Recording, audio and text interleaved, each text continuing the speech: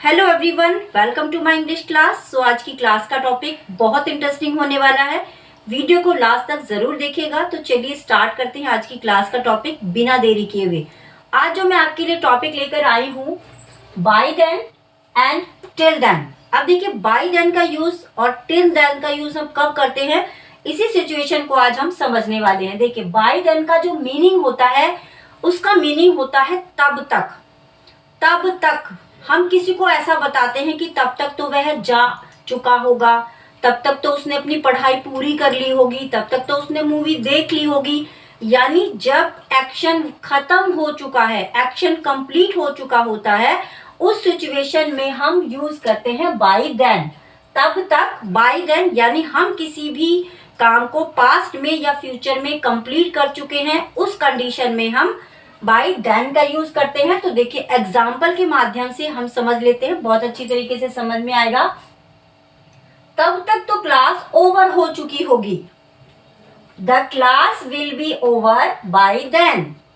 दूसरा जो सेंटेंस है, तब तक तो वह वहां जा चुका होगा, he will go there by then.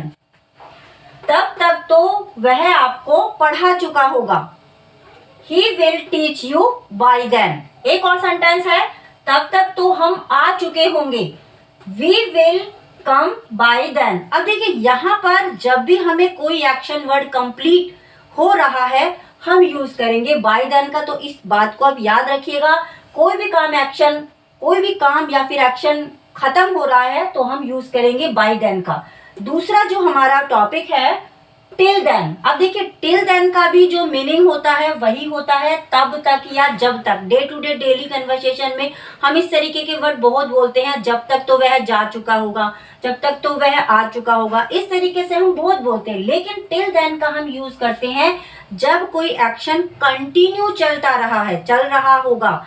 जैसे कोई भी काम कंटिन्यू हो रहा है कि मैं यहाँ पर हूँ, आप अपना काम कंप्लीट कर लीजिए, यानी हम यहाँ पर प्रेजेंट की बात को कर रहे हैं। जब हम यूज करते हैं बाय देन का, तो फ्यूचर और पास्ट की सिचुएशन को हम बताते हैं। लेकिन जब हम बात करते हैं टिल देन की, तो हम यहाँ पर प्रेजेंट की सिचुएशन को शो करते हैं, यानी कोई भी एक्शन यहाँ पर कंटिन्यू हो रहा है। तो कुछ हम सेंटेंस देख लेते हैं। एग्जाम्पल, मैं तैयार हो जाऊंगी जब तक आप यहाँ हैं। तो ये कंटिन्यू हो रहा है एक्शन, हम यहाँ पर यूज करेंगे until then का।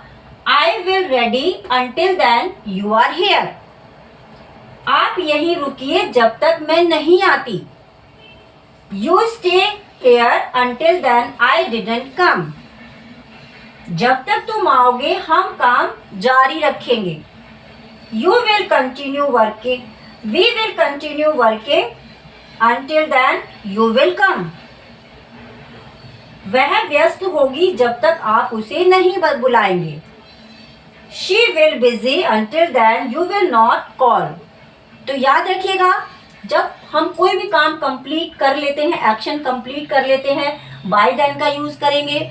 और जब हम काम को कंटिन्यू रखते हैं, एक्शन हमारा कंटिन्यू रहता है, उस केस में हम until then का यूज करते हैं। और इसका यूज प्रेजेंट में होता है, बाय देन का यूज होता है फ्यूचर और पास्ट के लिए। तो चलिए मिलते हैं नेक्स्ट क्लास में एक नए टॉपिक के साथ। Thank you so much, bye bye and take care.